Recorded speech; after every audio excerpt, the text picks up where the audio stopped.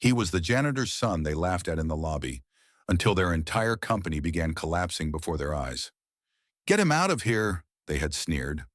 Seconds later, they were begging for his help. When million-dollar degrees and prestigious pedigrees failed to save Boston's elite FinTech Tower from catastrophic breach, only Ethan Reeves saw what everyone else missed. They never imagined their salvation would come from the maintenance man's kid wearing secondhand shoes. Witness the moment when power shifts, privilege crumbles, and raw talent silences every doubt. This isn't just another underdog story. It's a masterclass in sweet, earned justice that will leave you breathless. You'll feel every dismissive glance, every act of sabotage, and the earth-shaking triumph when the invisible finally becomes undeniable. Hit subscribe now if you've ever been underestimated, overlooked, or told you don't belong. This story is your vindication. The sound of rejection is deafening even in silence.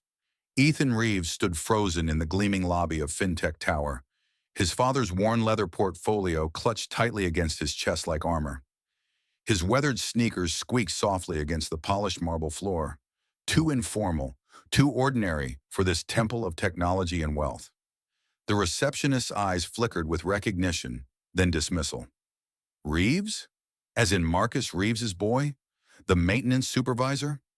Her voice carried just loud enough for nearby executives to pause their conversations, coffee cups suspended midair as they turned to witness the unfolding spectacle. Ethan swallowed hard, feeling the weight of their stares. "Yes, ma'am. I have an interview with the development team at 9. His voice betrayed none of the storm brewing inside him, the grief of his father's recent passing, the desperation of their mounting medical bills, the determination that had kept him awake coding until 3 a.m. for the past 4 years while helping his dad maintain the building systems during the day. The receptionist exchanged knowing glances with the security guard. "There must be some mistake," she said, lips curving into what might have been meant as a smile but landed as a smirk. "We're interviewing MIT and Stanford graduates today for our engineering positions." Her manicured finger tapped impatiently on her keyboard. "I don't see any Ethan Reeves on the list with those qualifications." A chorus of muffled chuckles rippled through the lobby. The security guard, the same man who had greeted Ethan's father warmly every morning for 15 years, now stepped forward, hand instinctively moving toward his radio. "Perhaps you're confused about the position. The facilities department has its own entrance, down the side alley." The humiliation burned hotter than the grief that had hollowed Ethan's chest for weeks. He'd spent countless nights deciphering the building's complex systems alongside his father, learning through observation and practice while teaching himself programming through free online courses. His father's last words echoed in his mind. "You belong anywhere your mind can take you, son. Don't let anyone tell you different." Ethan stood taller, shoulders squared. "I applied for the junior developer position. My confirmation email—" He reached for his phone just as the elevator doors burst open with a resounding ding. "Where's the system architect who can fix this disaster? We have investors arriving in 40 minutes, and the entire security protocol is crashing." The woman's voice cut through the lobby like a thunderclap. Jessica Winters, the legendary CTO whose face graced the covers of tech magazines, stormed out with a tablet displaying cascading error messages. Behind her trailed a procession of panicked developers, their confident demeanors shattered by what appeared to be a catastrophic system failure. The lobby fell silent. The receptionist's smile vanished. The executives turned their attention to this new, more interesting drama. And in that moment, while everyone focused on the crisis unfolding before them, no one noticed the spark of recognition in Ethan's eyes as he glanced at the error codes flashing across the CTO's screen. The same vulnerability his father had warned the company about 3 months ago. Some knowledge couldn't be taught in classrooms. Some insights could only be gained through years of watching systems fail and mend from the inside out. Ethan took a deep breath and stepped forward, invisible no more. No one expected what happened next.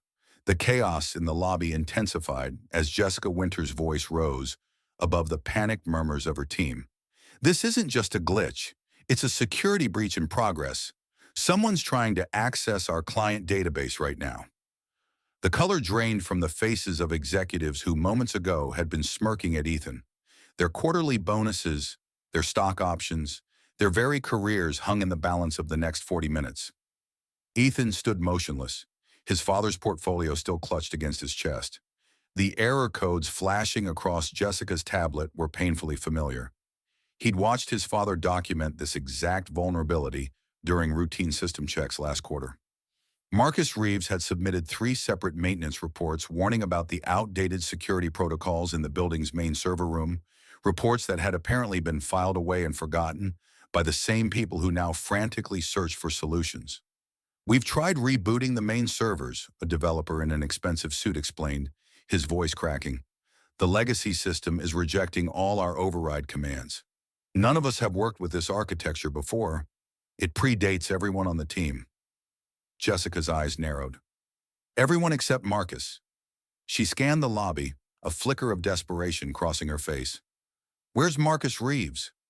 "He's the only one who understood how the original security infrastructure was integrated with our newer systems." The receptionist cleared her throat. "Ms. Winters, Marcus passed away 3 weeks ago. Heart attack." A heavy silence fell over the lobby. Jessica closed her eyes briefly, absorbing the news. When she opened them, her gaze landed on Ethan, seeming to truly see him for the first time. "You're his son." It wasn't a question. Ethan nodded, his heart hammering against his ribs. "Yes, ma'am." "Did he ever talk about his work here? About the building systems?" The question carried the weight of desperate hope. Ethan's fingers tightened around the worn leather portfolio. "I didn't just hear about it. I helped him maintain these systems for the last 5 years. Every night, every weekend." He hesitated, then added quietly, "The error code you're seeing, it's a cascading failure in the authentication protocol. Dad flagged it months ago." Jessica's expression shifted from skepticism to cautious interest. Behind her, one of the senior developers scoffed. "With all due respect, Ms. Winters, we don't have time for the maintenance kids' guesswork. We need real engineers." "What's your solution then, Parker?" Jessica cut him off sharply. "Because in exactly 37 minutes, we'll be explaining to investors why their sensitive financial data is exposed. I'm listening to anyone with a viable idea right now." Ethan took a deep breath and opened his father's portfolio. Inside wasn't just a resume printed on cheap paper, as everyone expected. Instead, he pulled out a worn notebook filled with meticulous diagrams of the building's entire digital infrastructure. Pages and pages of handwritten code, system maps, and architectural vulnerabilities documented over 15 years of vigilant observation. "The problem isn't in your new code," Ethan said, his voice growing steadier with each word. "It's in the connection between the physical access controls and the digital firewall. There's a back door that was never properly sealed when you upgraded last spring." He flipped to a page marked with his father's handwriting. "I can show you exactly where and how to fix it." The lobby fell silent once more, but this time all eyes were fixed on the maintenance man's son, who suddenly held the keys to their survival in his hands. The tension in the air was thick enough to cut with a knife. Jessica Winters made a decision that sent shockwaves through the executive ranks. 30 minutes, she announced, her voice carrying the weight of authority that had made her legendary in Boston's tech scene. "Ethan gets 30 minutes to prove his theory." She turned to the still scoffing senior developers.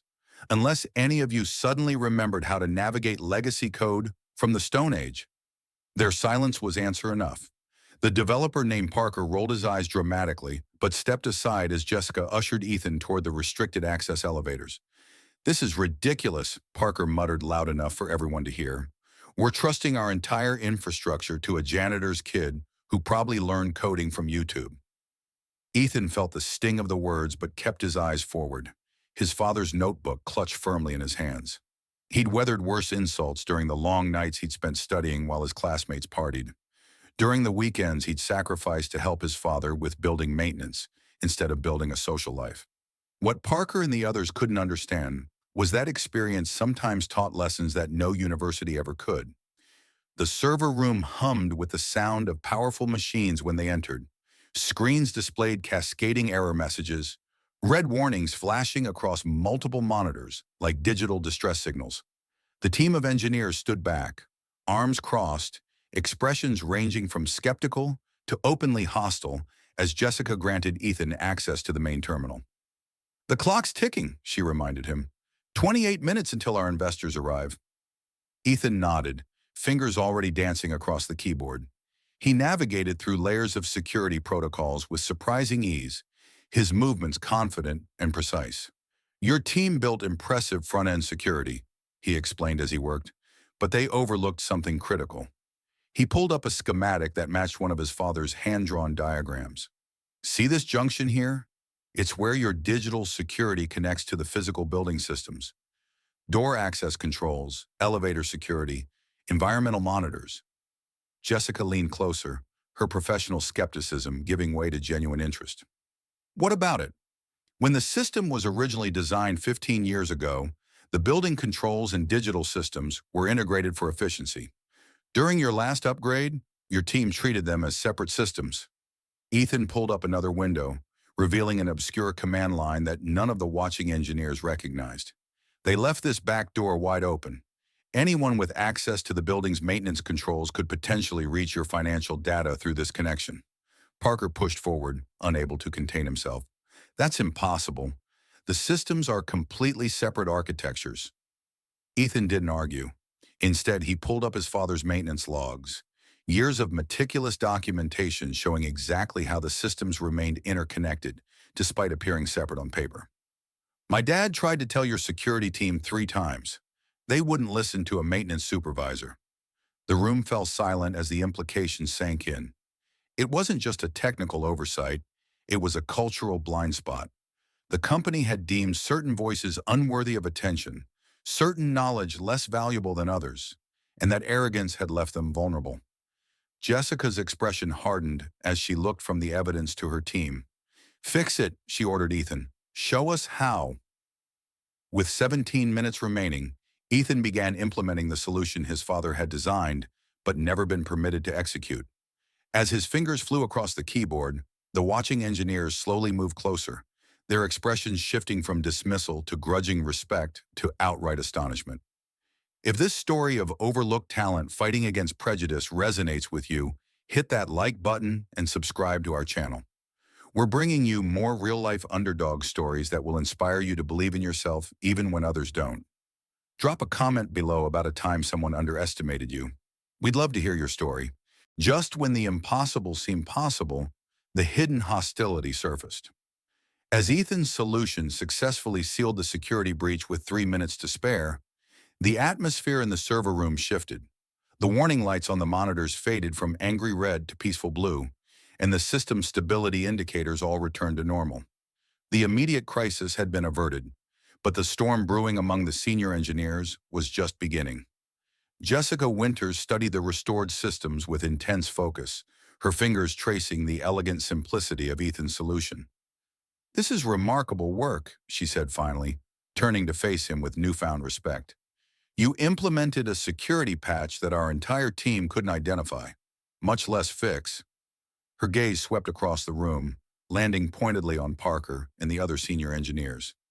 A patch that wouldn't have been necessary if anyone had listened to Marcus Reeves's warnings in the first place. Parker's jaw tightened, a vein pulsing visibly at his temple. "It was a lucky guess," he countered, voice dripping with condescension. "Anyone can stumble onto a fix with enough random typing. That doesn't qualify him to work here."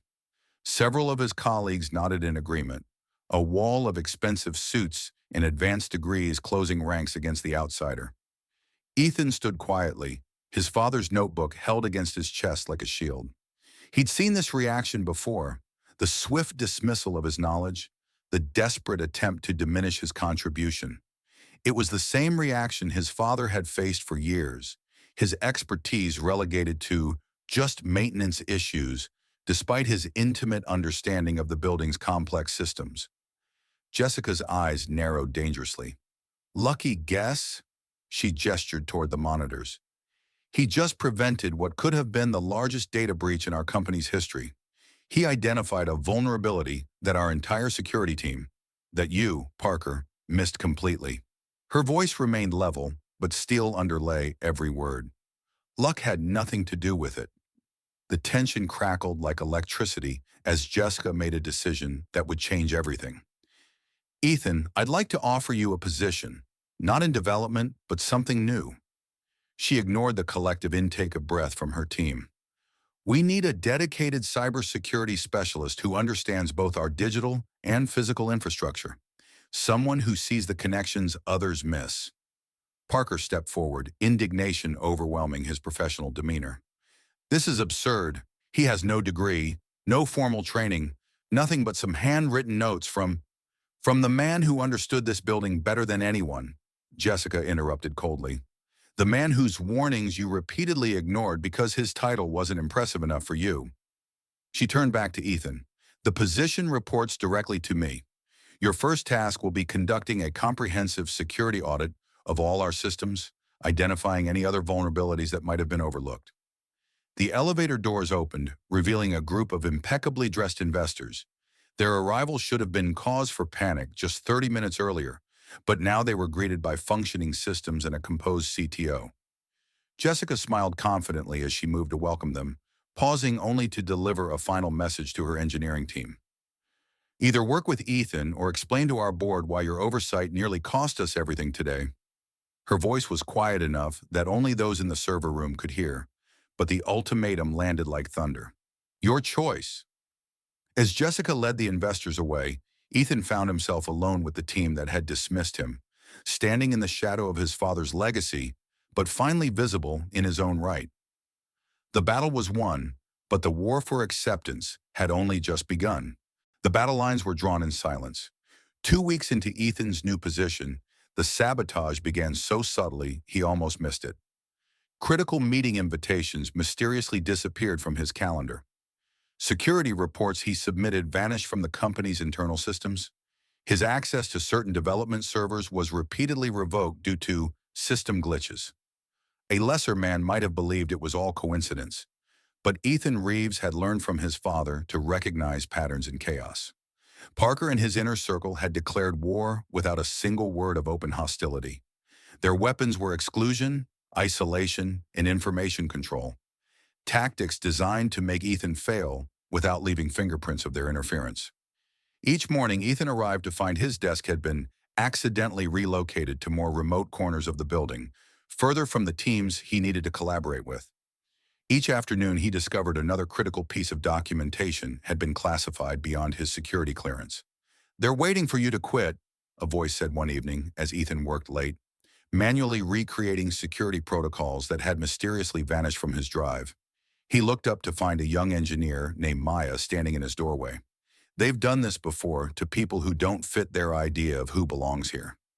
Ethan nodded slowly, unsurprised by the confirmation. "Why are you telling me this?" Maya stepped into his office, closing the door behind her. "Because what you did with that security breach was brilliant. Because I'm tired of watching good ideas die because they came from the wrong people." She placed a flash drive on his desk. "And because your father helped me once when no one else would."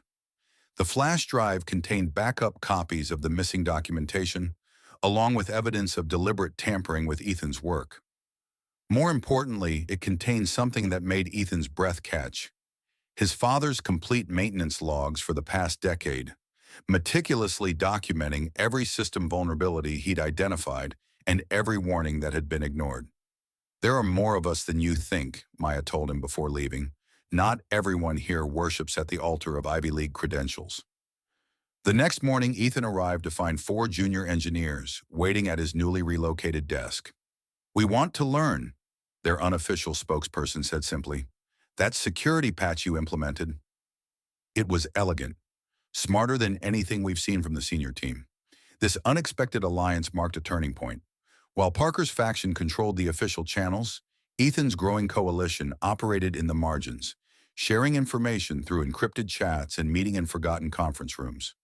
Together, they began mapping the company's security vulnerabilities in ways that transcended traditional approaches, combining Ethan's practical knowledge with their theoretical training. 3 weeks later, their efforts bore unexpected fruit. Ethan developed a security protocol that automatically identified and flagged potential integration vulnerabilities between physical and digital systems, an innovation that caught the attention of industry publications when Jessica Winters decided to make it public. FinTech Tower pioneers' new approach to holistic security read the headlines, with Ethan's name prominently featured.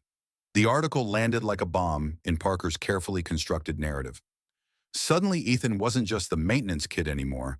He was an innovator whose approach challenged industry standards. Investors began asking specifically to meet him during their visits. The same executives who had smirked at him in the lobby now nodded respectfully when they passed him in the halls. Success, however, only intensified the shadow war. As Ethan's star rose, the stakes of the invisible conflict grew higher.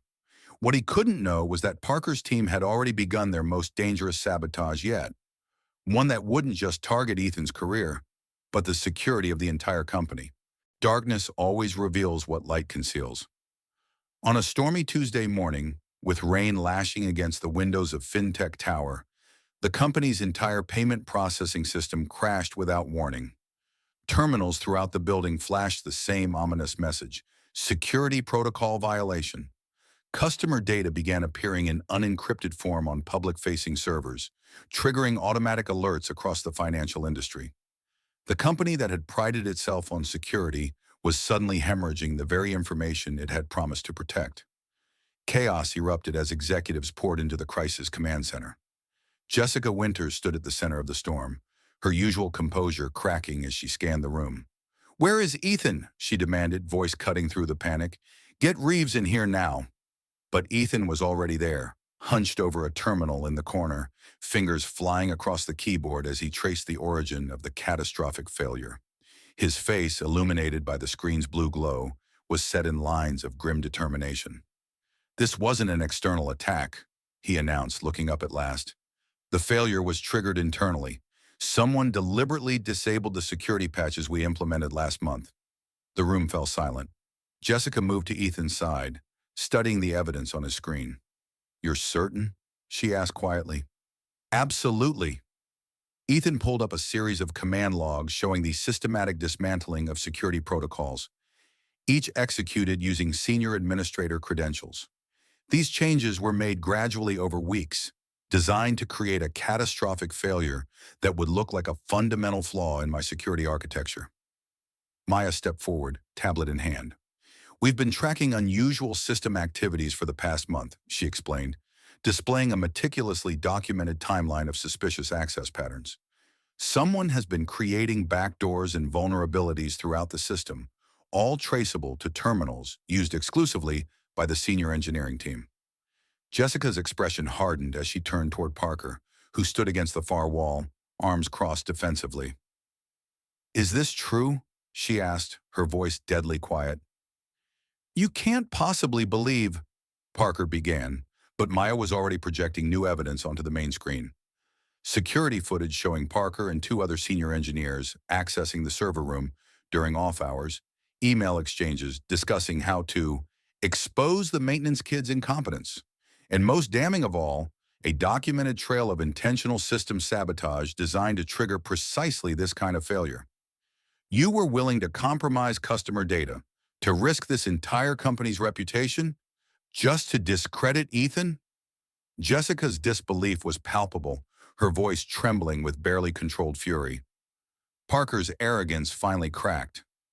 "He doesn't belong here," he burst out. "Do you have any idea what it does to the value of our credentials when you elevate someone like him? We built our careers on degrees from MIT and Stanford. We paid our dues. He just walked in because his father mopped the floors." The silence that followed was deafening. Even Parker's closest allies stepped away, distancing themselves from his unraveling composure. Ethan continued working, systematically reinstating the corrupted security protocols while Parker imploded. Jessica turned to the company's head of security. "Escort Mr. Parker and anyone involved in this sabotage from the building. Their access is revoked effective immediately." Her voice carried throughout the room as she continued, addressing the entire company through the crisis broadcast system. "We have identified the source of the breach. A full investigation will follow, but I want to make one thing unequivocally clear. This company will no longer tolerate a culture that values credentials over character, pedigree over performance." As Parker was led away, Ethan finally looked up from his terminal. "The immediate vulnerability is contained," he announced quietly. "Customer data is secure again. But we need a complete system rebuild to ensure there are no other hidden compromises." Jessica nodded, then addressed the room again.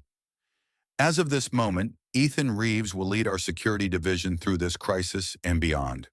Anyone who has a problem with that decision can follow Parker out the door.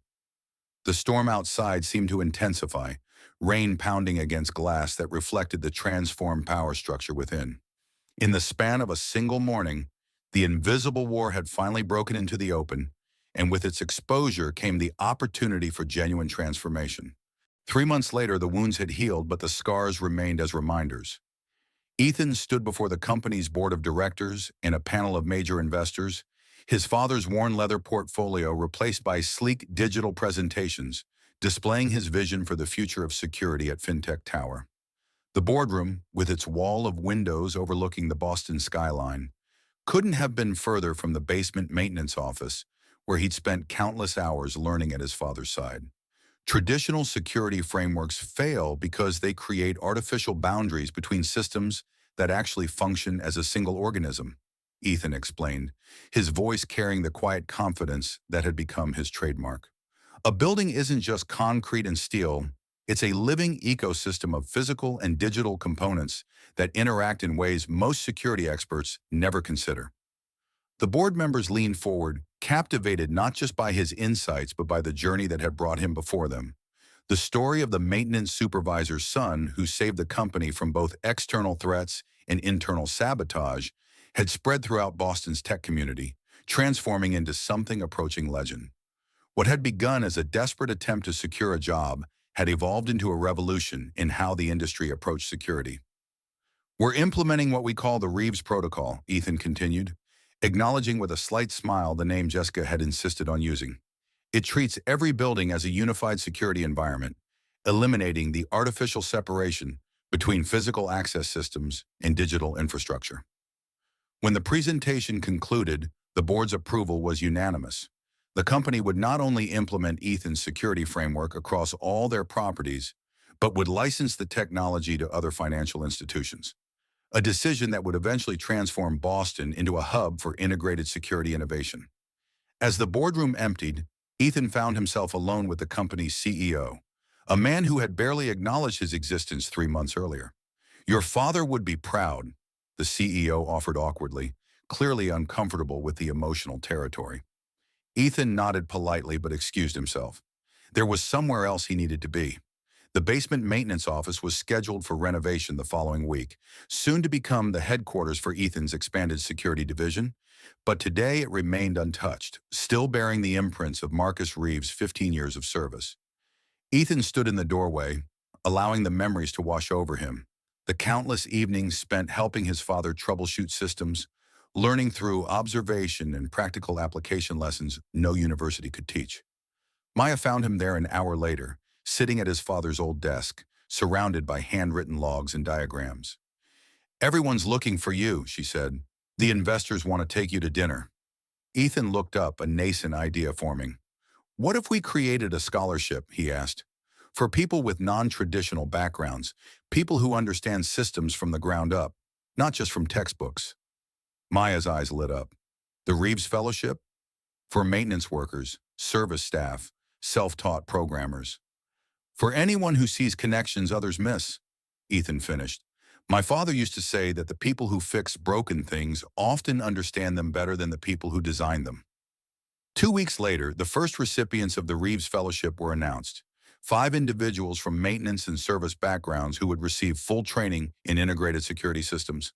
The program would eventually expand nationally, creating pathways for hundreds of overlooked talents to enter the tech industry. On the day the renovated basement office opened as the headquarters of FinTech Tower's security division, a simple plaque was installed beside the door. It bore just 8 words that captured the lesson Ethan's journey had taught them all. "Innovation comes from perspective, not privilege." Marcus Reeves. The security guard who had once tried to direct Ethan to the service entrance now held the door open with respectful deference. The receptionist who had dismissed him now greeted him by name each morning. But more importantly, throughout the building, a new generation of talent was rising. People valued not for their credentials, but for their unique insights and perspectives. In proving his own worth, Ethan had created space for others like him to do the same. That, he knew, was a legacy his father would truly celebrate. As the sun sets over Boston's skyline, Ethan Reeves' journey from the basement to the boardroom reminds us of a truth too often forgotten in our credential-obsessed world. Brilliance doesn't need a degree to shine.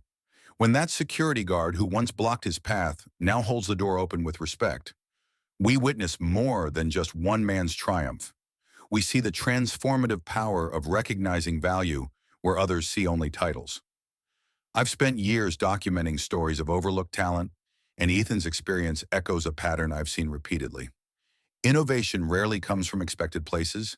It emerges from the unique perspective of those who've watched systems fail and mend, who've developed wisdom through experience rather than instruction.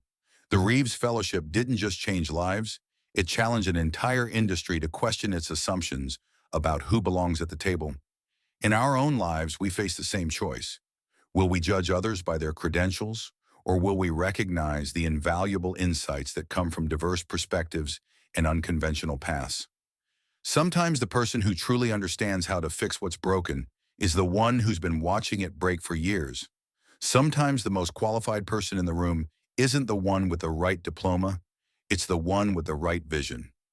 If Ethan's journey stirred something inside you, perhaps recognition of your own overlooked talents or a reminder to look deeper when evaluating others, hit that like button and let us know in the comments about a time when someone's assumptions about you proved spectacularly wrong. Subscribe now for more stories that celebrate the extraordinary potential hiding in overlooked places.